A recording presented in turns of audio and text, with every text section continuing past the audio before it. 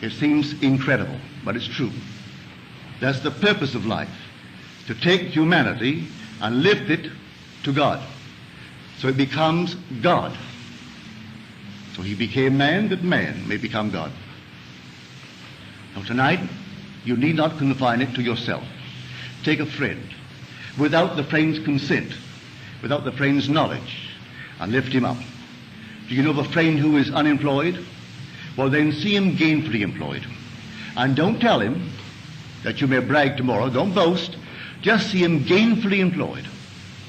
Here's a friend of mine in L.A., and this man was unmercifully bawled out by his superiors and told that he was no earthly good, and they are considering letting him go. They're going to fire him. Well, the man had no support outside of the job, and he had a family. So he told my friend, well, my friend lives by this law.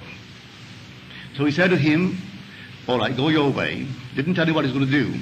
He sat quietly at his desk and heard the man tell him that they praised him beyond measure for something that he had done. It wasn't 48 hours that the complete reversal of their attitude towards this man in their praise of something he did in the advertising world. But the blow had left its mark. And he said to my friend, yes, they've reversed it, but I don't feel easy on the job. Because they could not have said the unlovely things that they said and forgotten them. So it will come back, and I'm going to quit. I have no money.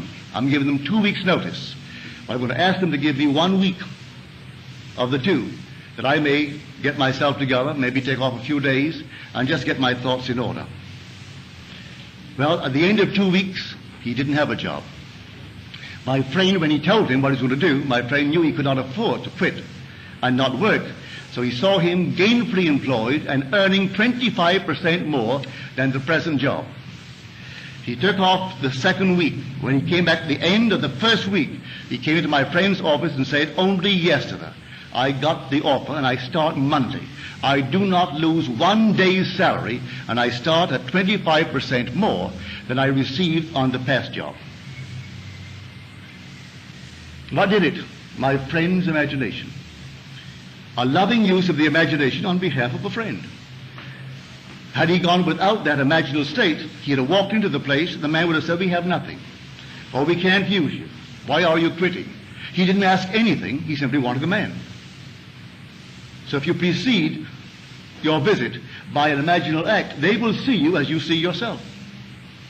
If you walk in knowing that you're no good, they're going to see you exactly that way. But if you're walking in the assumption that things are as you desire them to be, they're going to see you that way. And this is life. Now, what greater claim can anyone make than to claim that he is God? And when he claimed it, they said he is blaspheming. For here is a man, and the man dares to claim he is God. The 10th of John. And he said, is it not written in your law, I say ye are gods, sons of the Most High? If he called them gods to whom the word of God came, do you say of the one that he anointed and sent into the world that he is blaspheming?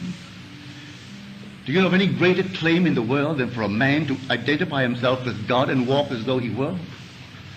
And not be ashamed to admit it? He doesn't go bragging about it, but he knows in his heart he is one with God. For if his imagination is God and he imagines, well, then that's God. And if he imagines a state and it comes to pass, then he knows the creative power that is God. He doesn't have to brag about it and boast about it, but he doesn't have to hide it either. He doesn't have to bury it and be ashamed of it. He sleeps in a noble state because he's one with God. But let everyone take that attitude and the world will change.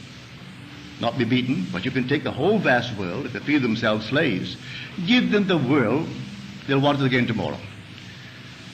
And if a man has self-respect, you can give him all the money in the world, and it means nothing.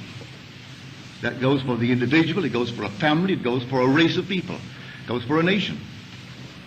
Just as our late President Hoover said, the rise and fall of ideas will determine the rise and fall of men, the rise and fall of nations, the rise and fall of communities. So tell me the idea the community entertains about itself, and I'll tell you that community. But now change that idea of itself, and you'll change that community. Let a family feel important in itself. It doesn't have to have a background. Who has a background? So you go back far enough, and almost everyone who now claims importance would be ashamed of that background. So don't go back, start just where you are. And don't pay anyone to look up your family tree, because you're going to pay them to forget it. Just all of a sudden start right now and assume the dignity that is God. That's your real background is God. And so assume it. And then walk in that assumption, and if you have children, I hope you do, well then, instill that into the child. Instill it into all within the environment, and have them feel important.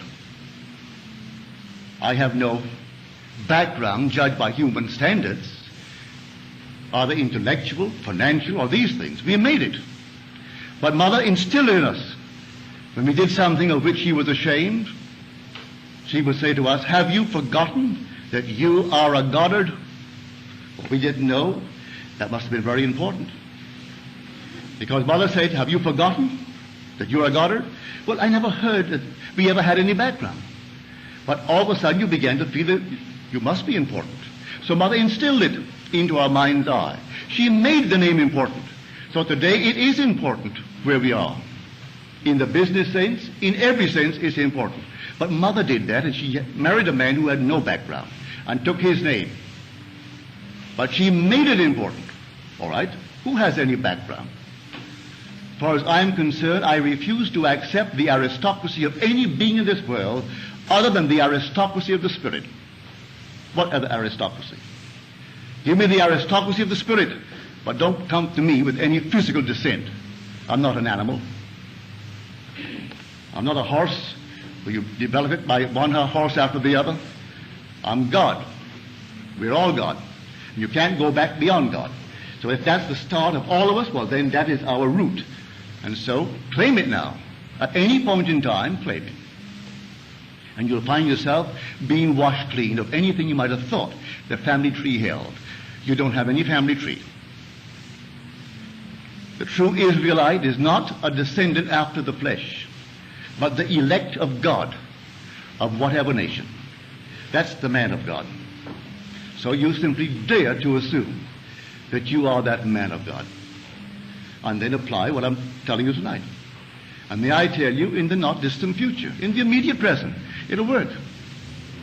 If you don't falter and do not change the assumption, if you remain faithful to the assumption, it will harden into fact. Because imagining creates reality.